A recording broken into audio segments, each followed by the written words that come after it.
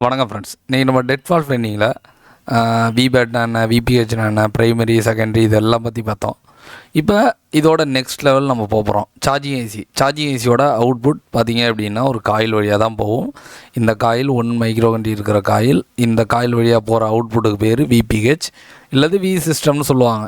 இந்த வோல்டேஜ் 3.7லேருந்து நமக்கு 4.2 வோல்ட் வரைக்கும் இருக்கும். இதை தான் நம்ம இத்தனை நாளாக நம்ம இந்த டெட் ஃபால்ட் ஃபைண்டிங்கில் படித்தது. எதுக்காக நம்ம இவ்வளோ தூரம் நம்ம ரொம்ப சின்ன சின்ன வீடியோஸாக எதுக்கு இவ்வளோ மேக் பண்ணியிருக்கோம் அப்படின்னா, விபிஹெச் விபேடில் தான் உங்களோட மேக்ஸிமம் ஷார்ட்டு மேக்ஸிமம் டெட்டு வரக்கூடிய ஒரு ஏரியா.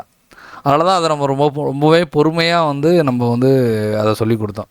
இப்போ இந்த விபிஹெச் நேராக எங்கே போகும் அப்படின்னா உங்களோட பவர் ஐசிக்கு போகுங்கிறத பார்த்தோம்.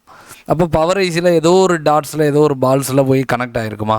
இப்படி விபிஹெச் 1-to-1 சார்ஜிங் ஐசிலேருந்து பவர் ஐசிக்கு கனெக்ஷனில் இருக்காது. என்ன நடக்கும் அப்படின்னா ஒரு மல்டிபிள் லைன்ஸாக உள்ளுக்குள்ளே போகும். ஏன் அப்படின்னா மல்டிபிள் ரெகுலேட்டர்ஸ் உங்கள் பவர் ஐசிக்குள்ளே இருக்குது. ஒவ்வொரு ரெகுலேட்டருக்கும் ஒரு மாதிரி வோல்டேஜஸ் உள்ளே கொடுத்தாகணும். அதனால் இந்த மாதிரி மல்டிபிள் பின்ஸ் வழியாக தான் உங்களோட விபிஹெச் போகும். நம்ம இந்த ரெகுலேட்டர் எதுக்காக ஏங்கிறதெல்லாம் நான் நெக்ஸ்ட்டு நான் விலாவரியாக பேசுகிறேன்.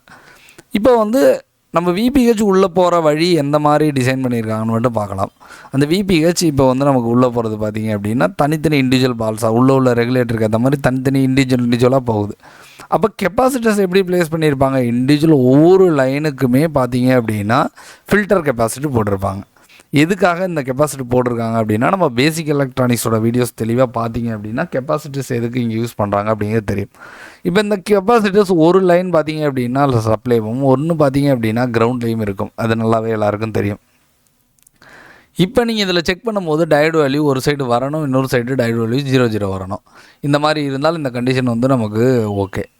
இப்போ ஒரு பவர் ஐசியில் இந்த மாதிரி விபிஹெச் கெப்பாசிட்டர்ஸ் சுற்றி இருக்கிறத உங்களால் பார்க்க முடியும். விபிஹெச் ஒரே லைன் தான், சுற்றி நிறைய கெப்பாசிட்டர் போட்டிருப்பாங்க. அப்புறம் பவர் ஐசியை சுற்றி பார்த்தீங்க அப்படின்னா காயில்ஸ், எவ்வளோ காயில்ஸ் இருக்கோ அதுக்கேற்ற மாதிரி உங்களோட விபிஹெச்சோட கெப்பாசிட்டர்ஸ் பவர் ஐசியை சுற்றி இருக்கும்.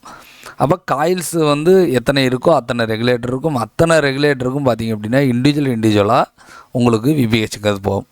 இப்போ இதில் பார்த்தீங்க அப்படின்னா உங்களோட ஒரே ஒரு கெப்பாசிட்டர் மட்டும் ஷார்ட் ஆகிட்டு அப்படின்னா என்ன நடக்கும் அப்படின்னா, இந்த ஏரியாவில் உள்ள எல்லா கெப்பாசிட்டரும் பஸ்ஸர் அடிக்கும்.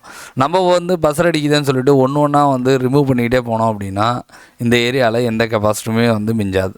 அதனால் எது ஷார்ட்டோ நம்ம அதை தான் கண்டுபிடிக்கணும். அதை நம்ம வோல்டேஜ் இன்ஜெக்ட் பண்ணி நம்ம கண்டுபிடிக்கலாம், ஷார்ட் கில்லர் வச்சு கண்டுபிடிக்கலாம், இல்லைனா கெப்பாசிட்டரோட கலர் டீக்ரேட் ஆனதை வச்சு கண்டுபிடிக்கலாம்.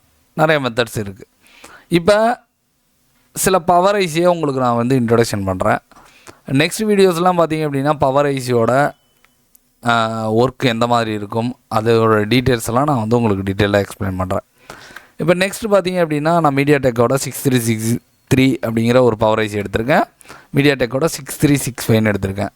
ஒரு ஹின்ஸ் சொல்கிறேன், நோட் பண்ணிக்கங்க. மீடியாடெக்கில் எம்டி அப்படிங்கிற பேரில் தான் எல்லா ஐசி இருக்கும். 63 அப்படின்னு ஸ்டார்ட் ஆனால் கண்டிப்பாக பவர் ஓரியன்டட் ஐசி, அதாவது பவர் ஐசி. ஓகேவா? இதை சுற்றி உங்களுக்கு காயில் இருக்கிறத பார்க்க முடியும். 2 ஐசி சுற்றியும் காயில் இருக்குது.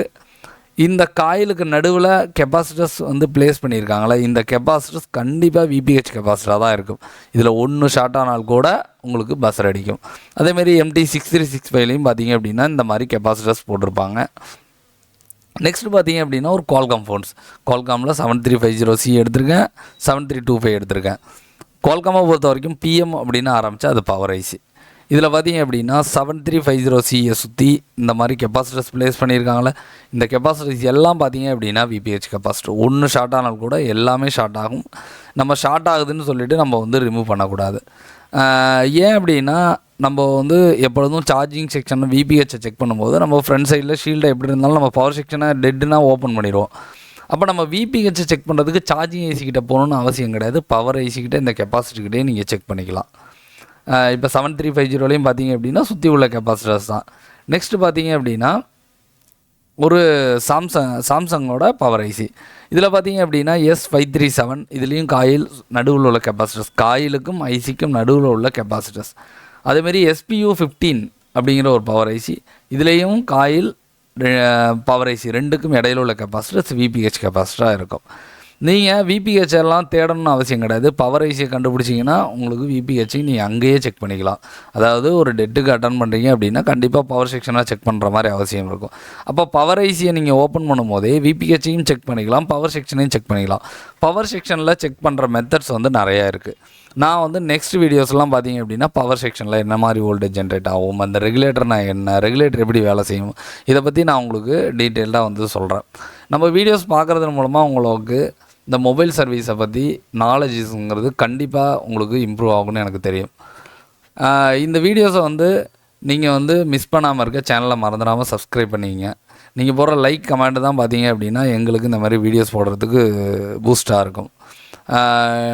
இப்போ பார்த்தீங்க அப்படின்னா நம்ம டெட் ஃபால்ட் ஃபைண்டிங்கில் தொடர்ந்து வீடியோ போட்டுட்ருக்கோம். அந்த வீடியோஸ் எல்லாத்தையும் வந்து ஒன் பை ஒன்னாக பார்க்குறது மட்டும் இல்லாமல் எதெல்லாம் நோட் பண்ணிக்கிங்க. நீங்கள் இந்த விஷயங்கள்லாம் கற்றுக்கிட்டு ஒரு இடத்துக்கு படிக்க போகும்போது ஒரு நல்ல ரிசல்ட் வந்து உங்களுக்கு கிடைக்கிறதுக்கு வாய்ப்பு இருக்குது. உங்களுக்கு ட்ரைனிங் தேவைப்படுச்சுன்னா ஸ்க்ரீனில் இருக்க நம்பரை காண்டாக்ட் பண்ணுங்கள். Thanks friends.